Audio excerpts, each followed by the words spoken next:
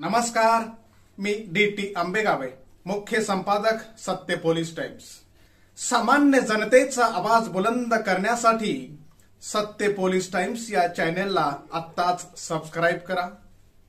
तळे विभाग शिक्षण प्रसारक मंडळ आणि नाभिक समाजशाळा यांच्या संयुक्त विद्यमाने हुतात्मा वीरभाई कोतवाल पुण्यतिथी निमित्त वक्तृत्व स्पर्धेचं आयोजन करण्यात आलं होतं। या प्रसंगी प्रमुख अतिथी म्हणून द्वारकानाथ जाधव तर कार्यक्रमाच्या अध्यक्षस्थानी संस्थेचे अध्यक्ष श्री चंद्रकांत रोडे, उद्घाटन प्रसंगी उपाध्यक्ष श्री पुरुषोत्तम मुळे, श्री सचिव मंगेश देशमुख, विश्वस्त श्री मारुती शिर्के गुरुजी, शाळा समितीचे चेअरमन श्री महेंद्र शेठ कसबजे, तळा नगरपंचायतीच्या नगराध्यक्षा माधुरी घोलप, मुख्याधिकारी मनीषा वजाळे, कार्यकारी मंडळाचे सदस्य श्री महादेव बैकर, श्री दीपक कोटिया, डॉक्टर सतीश वडके, प्राचार्य डॉक्टर नानासाहेब यादव, प्राचार्य दिलीप ढाकणे, मुख्याध्यापक सचिन भाटे, परीक्षक डॉक्टर भगवान लोखंडे, प्राध्यापक पाटील एनसी, ॲडव्होकेट प्रशांत आपणकर, ॲडव्होकेट ओमकार मोहिते आदी मान्यवर उपस्थित होते। प्रथम शाळा समितीचे चेअरमन महेंद्र शेठ कसबजे यांनी या उपक्रमाची माहिती देऊन स्पर्धकांना शुभेच्छा दिल्या। या स्पर्धा प्राथमिक, माध्यमिक, उच्च माध्यमिक आणि वरिष्ठ महाविद्यालय अशा 4 गटात घेण्यात आल्या। या स्पर्धेत एकूण 25 विद्यार्थ्यांनी सहभाग घेतला होता। या स्पर्धेत विद्यार्थ्यांनी हुतात्मा वीरभाई कोतवाल यांचे जीवनचरित्र उलगडण्याचा प्रयत्न केला। प्राथमिक विभाग 1 ते 4 गटात श्लोक योगेश शिर्के प्रथम, प्रज्ञा ज्ञानेश्वर महाजन द्वितीय तर सई योगेश शिर्के तृतीय। माध्यमिक 5 ते 8 गटात हर्षल आंबेगावे प्रथम, सई वावेकर द्वितीय, तेजस्विनी भुरे तृतीय तर नैतिक महाजन उत्तेजनार्थ। माध्यमिक आणि उच्च माध्यमिक 9वी ते 12वीच्या गटात श्रावणी शिर्के प्रथम, वैष्णवी खुटीकर द्वितीय, आरिफा गोठेकर तृतीय तर श्रावस्ती माळी उत्तेजनार्थ। वरिष्ठ महाविद्यालयीन गटात शीतल शिगवण प्रथम, धृत राऊत द्वितीय, प्रज्ञा जाधव तृतीय तर सानिया जाधवनं उत्तेजनार्थ पारितोषिक पटकावले। परीक्षक डॉक्टर भगवान लोखंडे आणि प्राध्यापक पाटील एनसी यांनी वक्तृत्व स्पर्धेत सहभागी झालेल्या सर्व विद्यार्थ्यांचे कौतुक केले आणि वक्तृत्व सादर करताना काय काळजी घ्यावी याबद्दल मार्गदर्शन केले। प्रमुख अतिथी श्री द्वारकानाथ जाधव यांनी वक्तृत्व स्पर्धेत सहभागी झालेल्या विद्यार्थ्यांचं कौतुक करून पुढील वाटचालीस शुभेच्छा दिल्या। अध्यक्ष श्री चंद्रकांत रोडे यांनी वीरभाई कोतवाल यांच्या स्मृती जाग्या करीत विद्यार्थ्यांना मार्गदर्शन केले, तर संस्था उपाध्यक्ष श्री पुरुषोत्तम मुळे यांनी स्वातंत्र्य संग्रामात ज्या ज्या वीर हुतात्म्यांनी बलिदान दिले त्यांना आदरांजली अर्पण करून स्वातंत्र्याचा इतिहास आजच्या युवा पिढीनं आत्मसात केला पाहिजे। या वीर जवानांनी देशासाठी बलिदान दिलं, आपण आपापल्या गावांसाठी, शाळेसाठी आणि देशासाठी काम करू शकतो याचा शोध घ्यावा असं आवाहन केलं। सदर कार्यक्रम यशस्वी करण्यासाठी नाभिक समाजतळाचे सर्व पदाधिकारी समीर शिर्के, वैभव शिर्के, रमेश शिर्के, सुभाष शिर्के, सुनील शिर्के, निरंजन शिर्के, मनोज साळुंखे, विवेक शिर्के, महेश शिर्के, रोहित शिर्के, मनीषा मारुती शिर्के, रेश्मा शिर्के, शोभा शिर्के, योगिता शिर्के, मानसी साळुंखे, अक्षता भोसले आदींनी परिश्रम घेतले। या कार्यक्रमाचे निवेदन श्री सुहास वावेकर आणि प्राध्यापक सर्जे व्ही तर आभार समीर शिर्के यांनी मांडले। यावेळी तळे विभाग शिक्षण प्रसारक मंडळाचे पदाधिकारी, नाभिक समाजतळाचे पदाधिकारी, शिक्षक, शिक्षकेतर कर्मचारी आणि विद्यार्थी उपस्थित होते। वक्तृत्व स्पर्धा ही स्वातंत्र्यवीर वीरभाई कोतवाल यांच्या स्मृतिदिनानिमित्त संस्थेचे विश्वस्त शिर्के गुरुजी यांच्या संकल्पनेतून या नवीन वर्षाच्या पहिल्याच दिवशी आयोजित केलेले आहेत आणि त्या आयोजित करत असताना चांगल्या प्रकारची बक्षीसही त्यांनी त्यांच्या मंडळाकडून आपल्या मुलांना दिलेली आहे। बसून गाव प्रमुख असतील किंवा काय असेल तर बसून चिकारणं मोठ्या मोठ्याने ओरडतात, पण एका व्यासपीठावर बोलायची हिंमत त्या मुलाला नसते। त्यामुळे बघा की कधीतरी एखादा नवीन उभा केला तर तो असा मागं पुढं असतो, तो कधी असा ठाम उभं राहून तुमच्या समोर बोलू शकत नाही। मग त्याची नजर एक तर खाली असते काय दिलंय ते बघायला, किंवा मग कुठेतरी एकाच ठिकाणी तो बघत असतो। पण वक्तृत्व करत असताना चारही बाजू त्या कोपऱ्यापासून ह्या कोपऱ्यापर्यंत त्या कोपऱ्यापर्यंत सगळीकडे लक्ष देत असलं पाहिजे। वक्तृत्व करत असताना ते मोजक्या भाषेत असावं।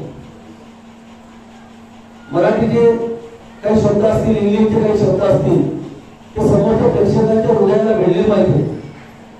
स्वातंत्र्यवीर वीरभाई कोतवाल आपल्या रायगड जिल्ह्यातलं शहीद झालेल्या देशासाठी एक आसामी होते आणि त्यांनी या देशासाठी आपल्या प्राणाची आहुती अर्पण केली. देश आपला स्वतंत्र झाला. अशा या स्वातंत्र्यवीराला तुला वंदन करतो आणि स्पर्धकांना कुठचाही न डगमगता काही रिपीट न करता थोडंसं वाचन जरी केलं तर त्यांना आपण बोलता येईल. आणि एकदा वक्तृत्व स्पर्धेमध्ये विद्यार्थी बोलायला लागला की त्याला पुढच्या आयुष्यामध्ये पुढच्या मुलाखती असतील किंवा काय असेल तर तो निर्भीडपणे देऊ शकतो. तर त्याला बोलता केलं घाबरला तर जे काही पाठ असतं ते पण विसरलं जातं. आणि त्यामुळेच ही संकल्पना या संस्थेची विश्वस्त शेट्टी यांनी ती अंमलात आणली.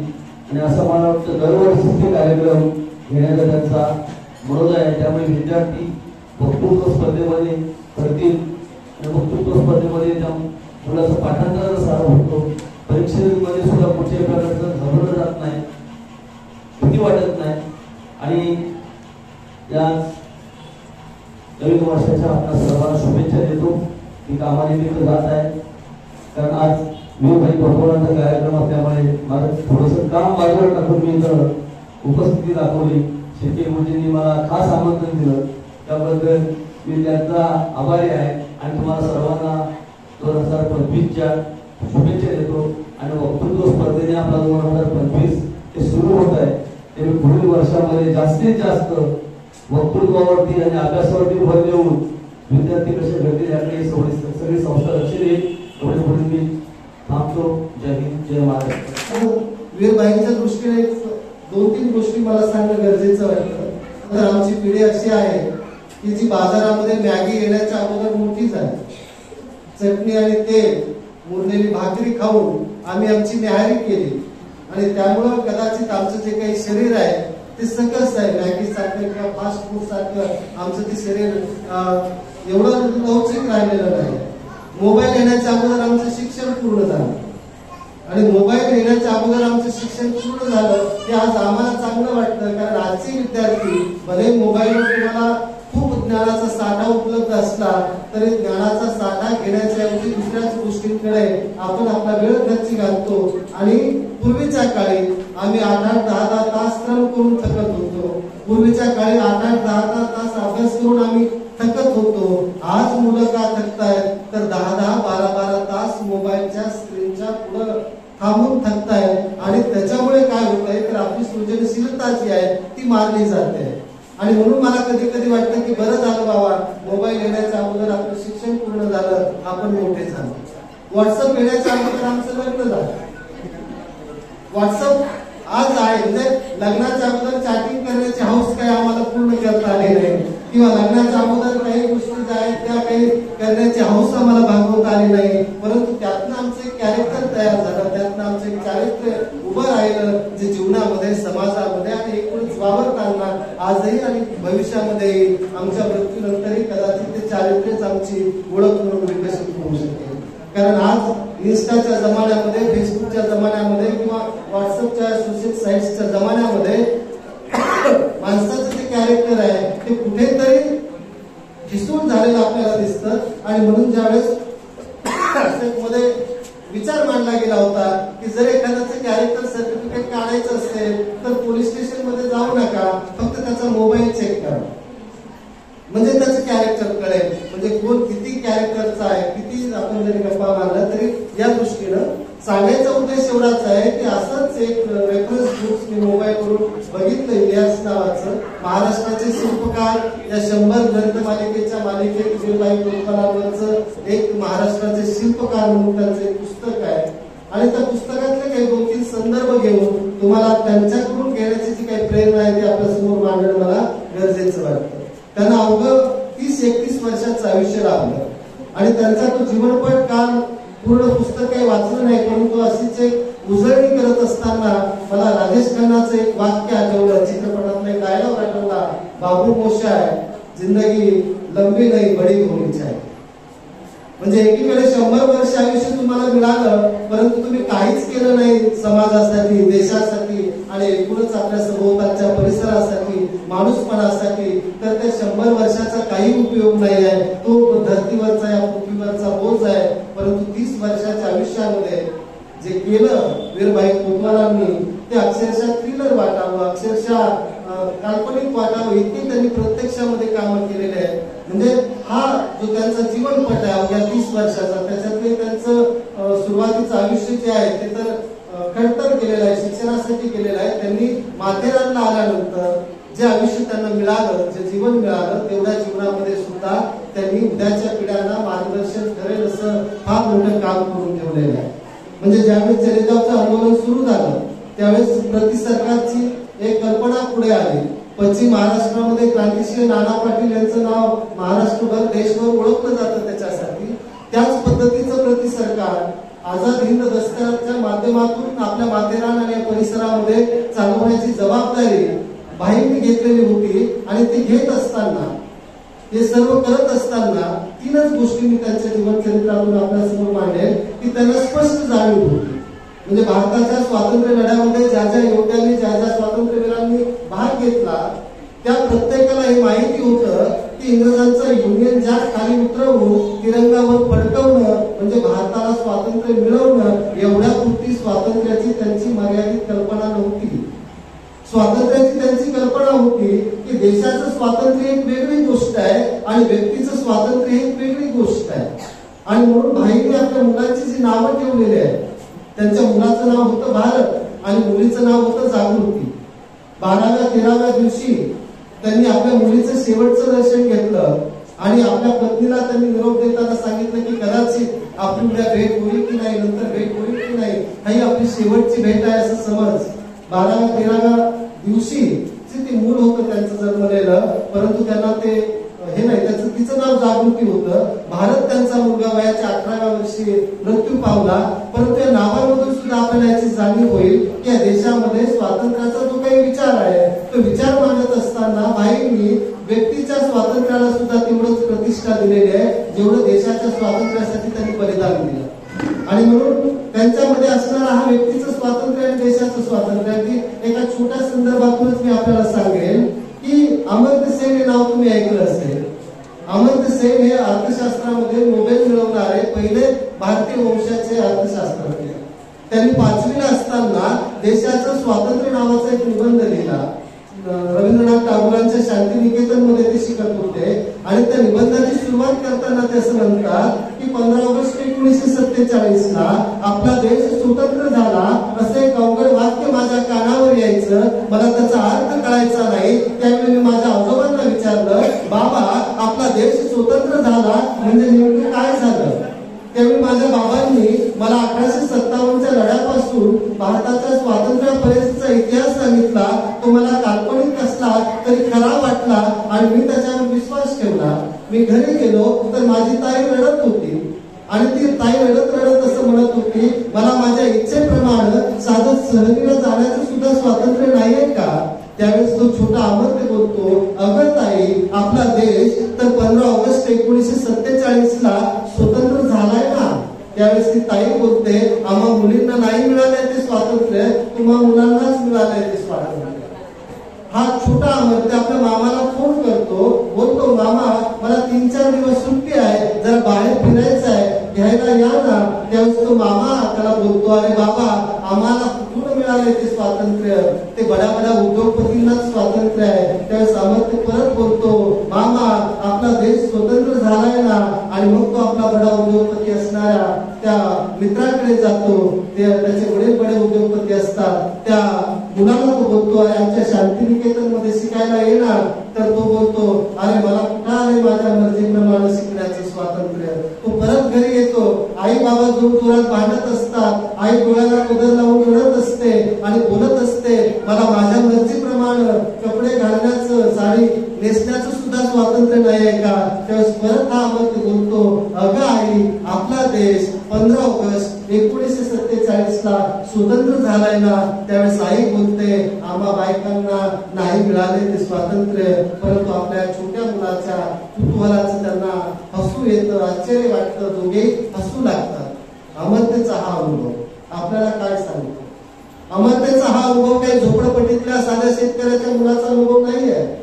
ज्याला आपण सुव्यवस्थित जीवन म्हणतो अशा समाजामधला, सुसंस्कृत समाजामधला तो अनुभव आहे. आणि तो अनुभव सुद्धा आपल्याला असं सांगतो की 15 ऑगस्ट 1947 ला हा देश स्वतंत्र झाला, परंतु सर्व व्यक्ती स्वतंत्र झालेल्या नाही आहेत. आज स्वातंत्र्याच्या अमृत महोत्सवानंतर सुद्धा या देशामध्ये जातीच्या नावावर, धर्माच्या नावावर, वंशाच्या नावावर, भाषेच्या नावावर भेद केला जात असेल, आजही जर भूकमरीने माणसं मारली जात असतील, तर आजही आपल्याला वीर कोतवालांचा तो विचार आत्मसात करण्याची गरज आहे की भाई असं म्हणाले होते की या समाजातल्या प्रत्येक व्यक्तीला भुकेचं स्वातंत्र्य हवंय, त्याला झोपताना उद्याच्या भुकेची काळजी असायला नको.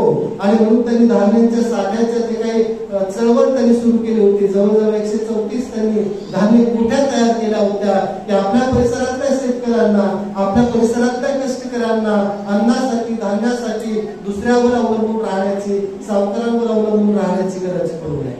आणि म्हणून इथे वीरभाई कोतवाल आपल्याला असं सांगतात की जर प्रत्येक व्यक्तीच्या प्रतिष्ठेनं जीवन जगण्याच्या स्वातंत्र्याचा आपण सन्मान केला पाहिजे आणि त्याच्यासाठी त्याला काही मूलभूत स्वरूपाचे अधिकार असले पाहिजे.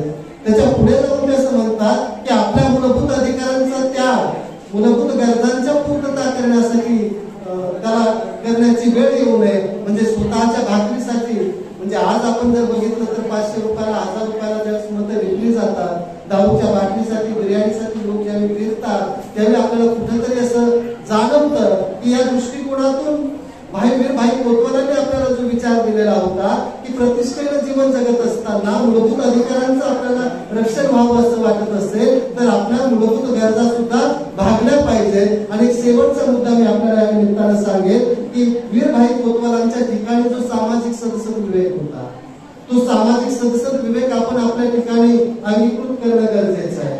सामाजिक सद्भाव कसा असावा?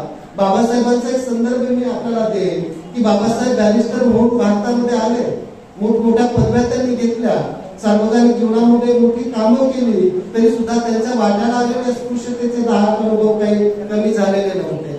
त्यावेळेस बाबासाहेब एका ठिकाणी वैतागून असं म्हणतात, उद्वेगाने असं म्हणतात की मला या देशाचा कंटाळा आला आहे, परंतु या पुढे जाऊ. म्हणजे विचार करा की बाबासाहेबांनी जर मनात आणलं असतं तर केवळ आपल्या बुद्धी सामर्थ्याच्या जोरावर, केवळ आपल्या ज्ञानाच्या सामर्थ्यावर त्यांनी आपल्या नव्हे तर येणाऱ्या आपल्या अनेक पिढ्यांच्या समृद्ध जीवनाची उभारणी अमेरिकेसारख्या, इंग्लंड सारख्या, फ्रान्स सारख्या कुठल्याही विकसित देशामध्ये ते करू शकले असते.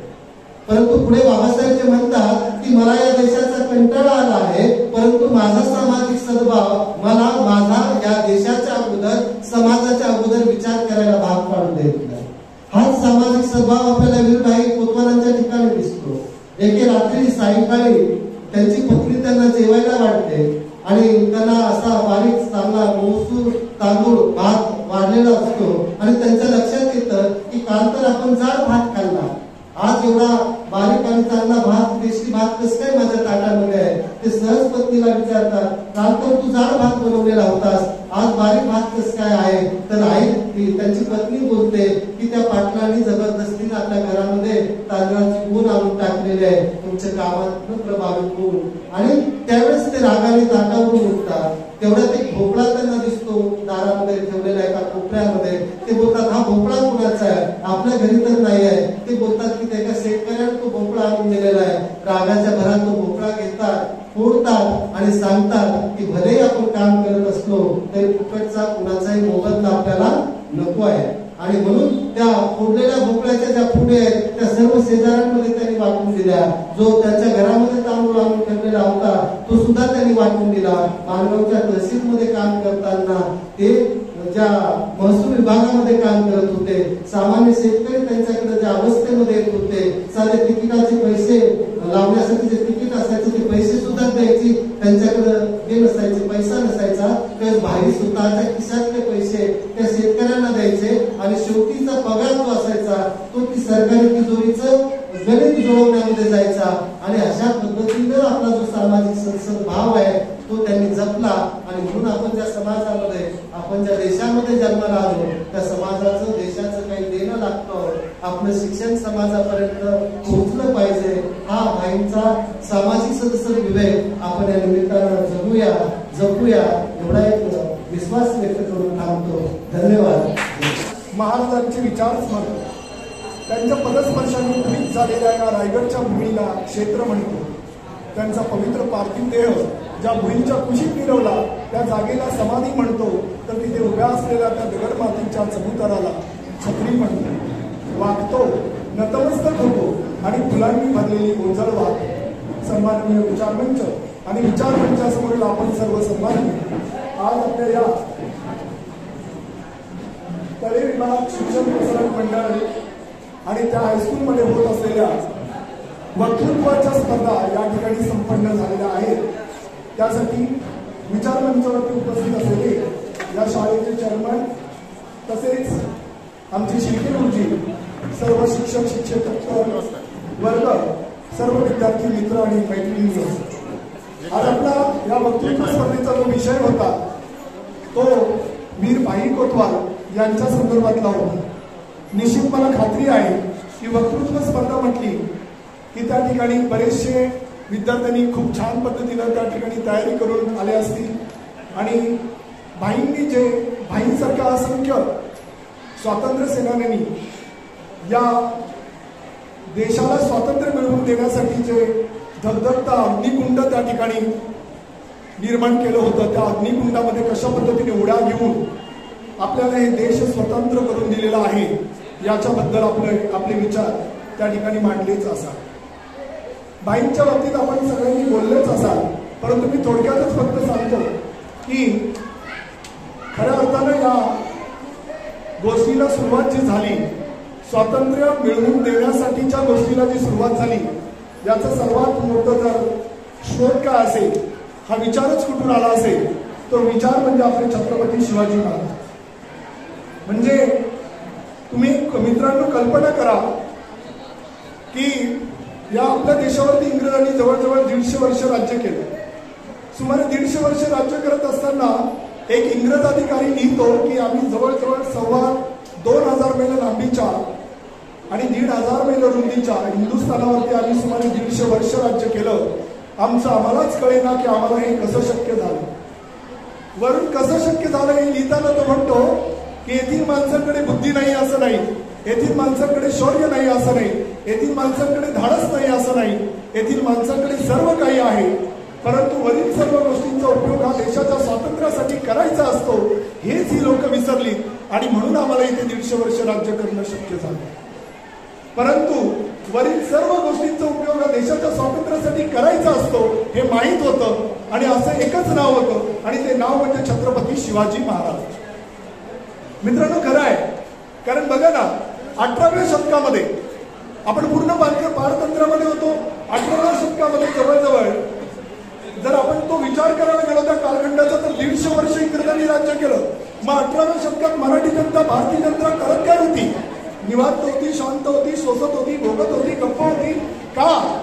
त्याचं कारण आहे की आम्ही छत्रपती शिवाजी महाराजांना विसरलो होतो आणि ज्या ठिकाणी आपल्या महाराज विस्मरणात गेले तिथे परकीय आक्रमणच नुसते करणार नाही तर तिकडून येऊन आपल्या छाताडावरती नाचल्याशिवाय राहणार नाही. एवढा मोठा छत्रपती शिवाजी महाराजांनी स्वराज्याचा या ठिकाणी मंत्र देऊन ठेवला होता.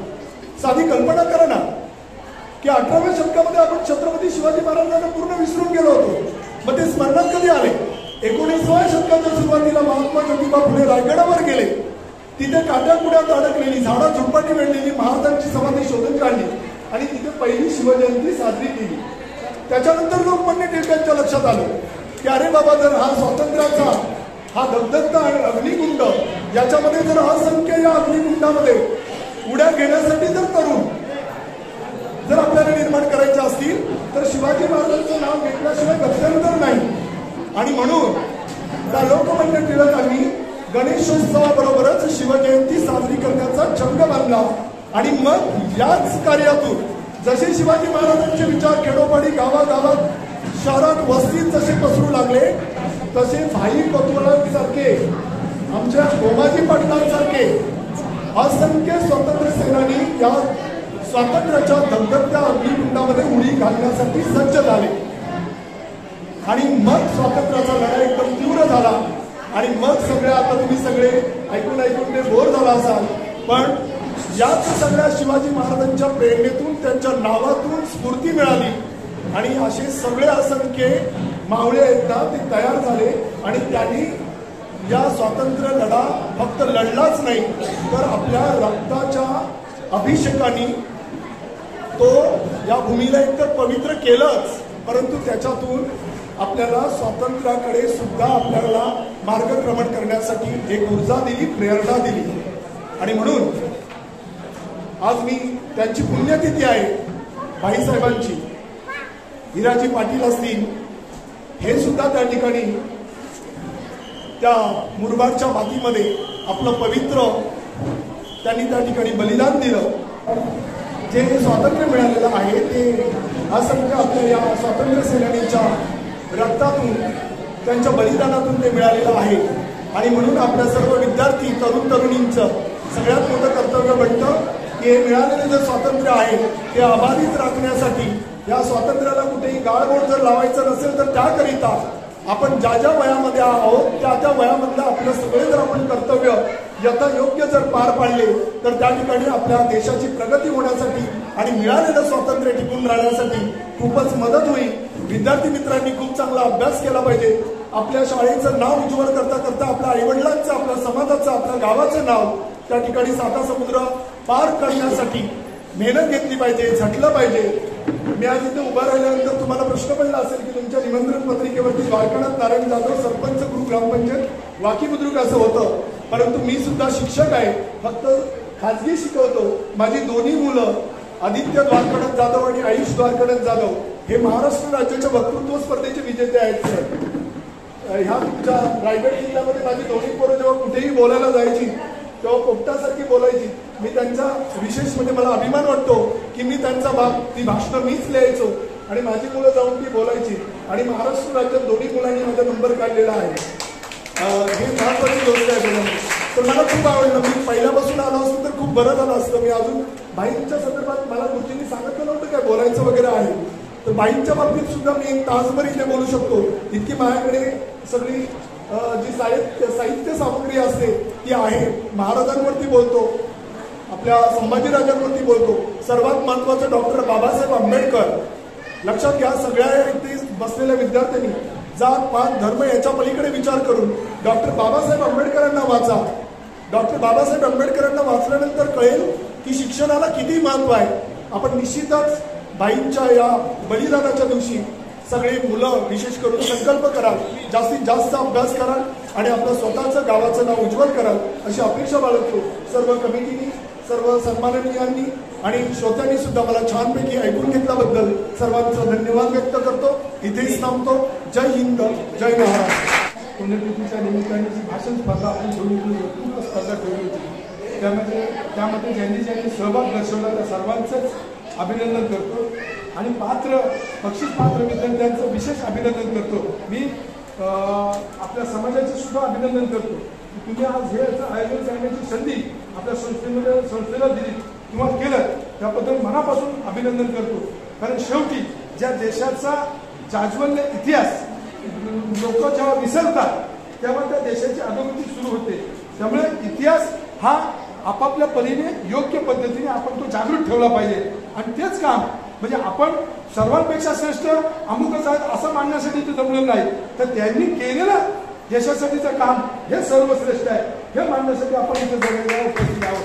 त्यामुळे हा देश स्वातंत्र्य वीरांचा आहे. त्याच्यामध्ये वीरभाई कोतवाल हे आपल्या रायगड जिल्ह्यातले आणि माथेरानमधले त्याचा विशेष अभिमान आम्हाला सर्वांना असला पाहिजे. आणि बघा, त्या काळामध्ये हे पदवीधर झाले. आज मुलगा शिकला, ग्रॅज्युएट झाला तर आम्हाला वाटतं की काय झालं आणि काय नाही, नोकरीचा पत्ता नाही. पण त्या काळामध्ये हे पदवीधर झाले. त्याच्यानंतर त्यांनी लॉचं शिक्षण पूर्ण केलं.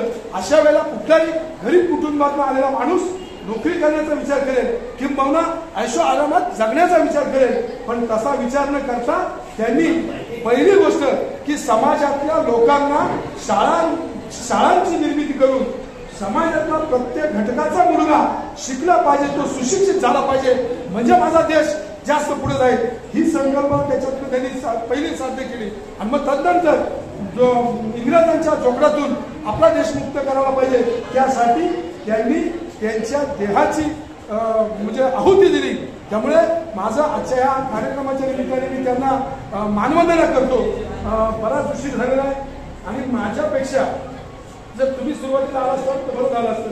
हे तुमचं ऐकायला मिळत असतं. आम्ही नेहमीच बोलतो, आमचे सर नेहमी बोलतात, पण आमच्या विद्यार्थ्यांची भाषणं तुम्ही पण ऐकली असतील तर निश्चित तुम्हाला सुद्धा आमच्या तळ्याच्या या तळे विभाग शिक्षण प्रसारण मंडळाच्या बाल मूर्तींचा अभिमान वाटला असता.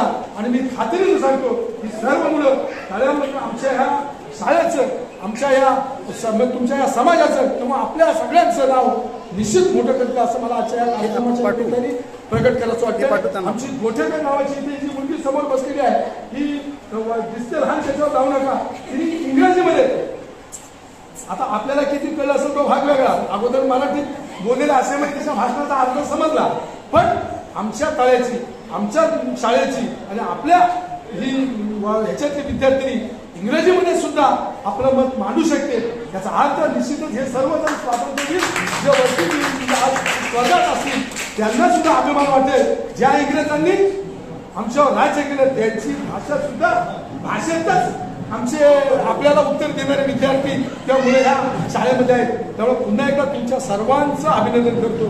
गुरुजी, तुम्ही ही संकल्पना माझ्यासमोर मांडली आणि मी एक सेकंदामध्ये हो म्हणलो. माझी सर्व समाज बांधवांना विनंती आहे की आपण सगळेजण कष्टकरी कुटुंबातले आहोत, कष्ट केल्याशिवाय आपल्याला काय चालणार नाही, पण कधीतरी एक दिवस नाही जेवलं तरी चालेल, पण हे असले सोहळे हे आपण साजरे केले पाहिजेत. पण त्याच्यासाठी नुकसान झालं तरी चालेल, हे आपलं जे नुकसान होते ते अगदी नगण्य आहे. ह्या मंडळींनी त्यांच्या आयुष्याचं नुकसान करत देशाला स्वातंत्र्य मिळवून दिले, त्यांच्यासाठी आपण सर्वजण असणं गरजेचं आहे. पुन्हा एकदा आपण सर्वजण आहात त्याबद्दल आपल्या सर्वांचे आभार मानू. हा कार्यक्रम सुद्धा मी आभार मानू शकतो. आपण सर्वजणांनी ही जमीन आपण सर्वांनी आम्हाला इथे हे सेवा करण्याची संधी दिली, त्याबद्दल नाभिक समाजाचे मी विशेष आभार मानतो. सर्व शिक्षक वृंदांचे आभार मानतो ज्यांनी हे सगळं करण्याचं नियोजन केलं आणि सर्व विद्यार्थ्यांचे आभार मानून इथं उपस्थित असले सर आपण आपले आणि सर्वांचेच आभार मानून हा कार्यक्रम संपला असे मी जाहीर करतो. सामान्य जनतेचा बुलंद आवाज, सत्य पोलीस टाइम्स.